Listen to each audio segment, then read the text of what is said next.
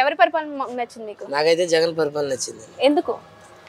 ఎందుకంటే ఆయన చేసిన పథకాలు జనానికి అందలేదని బాధపడుతున్నారు, కానీ ఆయన చేసిన పథకాలు చాలా మంచిగా చేసాడండి. ఆయన మా మత్స్యకారులకి అయితేనేటి, పిల్లలకైతేనేటి, ఒంటరి మహిళలకి అయితేనేటి చాలా వరకు మంచి చేసాడు ఆయన.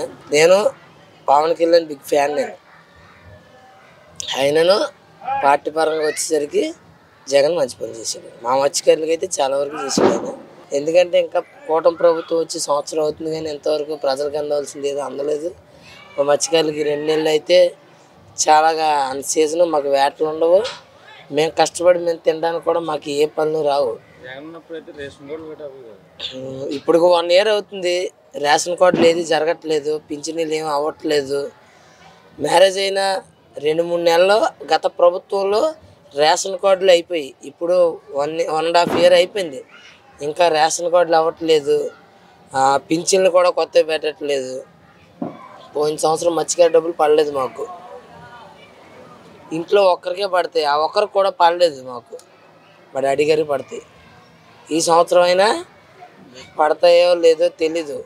ఈ రేషన్ కార్డులు రాక అవి కొంచెం ఇబ్బందిగా ఉంటుంది. మత్స్యకారులకి ఈ 2 నెలలు కొంచెం ఇబ్బందిగా ఉంటుంది. అలాంటి టైంలో మత్స్యకారు సహోదరులకి ఏదైనా పని చేసుకుని కొంచెం డబ్బులు వచ్చి బీమా ఏదైనా ప్రభుత్వం పెడితే బాగుంటుంది. పవన్ కళ్యాణ్ ఒక సినిమా చేస్తే 100 కోట్లు వస్తాయి, కానీ ఆయన సొంత స్వలాభం చూసుకోకుండా ఆయన డబ్బులు పెడుతున్నాడు.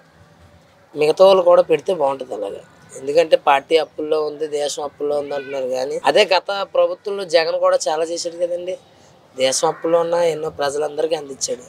అదే రీతిగా ఈ ప్రభుత్వం కూడా ప్రజల్ని అనుకూలతగా మార్చుకుంటే కొంచెం బాగుంటుంది. ఏం చేయకపోయినా పర్వాలేదు, కానీ మా ఇల్లులు అన్నీ పోతున్నాయి. ఆయన ఇచ్చిన హామీల్లో గొట్టు ప్రాముఖ్యం.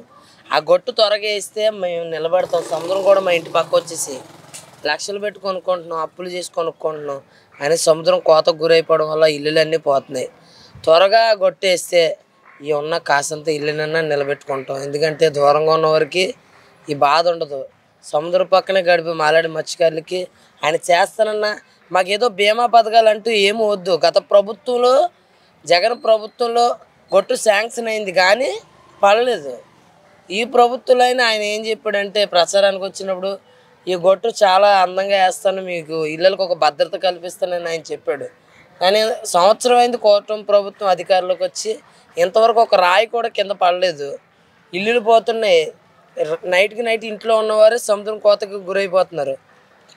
త్వరగా గొట్టుపడేలాగా ఈ మాటలు ప్రభుత్వం దృష్టికి వెళ్ళేలా మీరు అందజేయండి. గత ప్రభుత్వంలో వైన్ షాపులు లేవు, అసలు వైన్ షాపులు ఉన్నాయని కూడా జనానికి తెలియదు.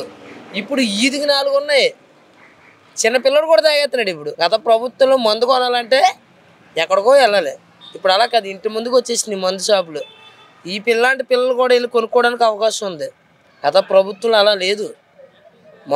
మందుని రద్దు చేయడానికి ఆయన చూసి మందు రేట్లు పెంచాడు, కానీ జనాన్ని ఏదో సోమరబోతులు చేయడానికి ఆయన చేయలేదు. త్వరగా గొట్టేసేటట్టుగా పవన్ కళ్యాణ్ గారిని మేము కోరుతున్నాం.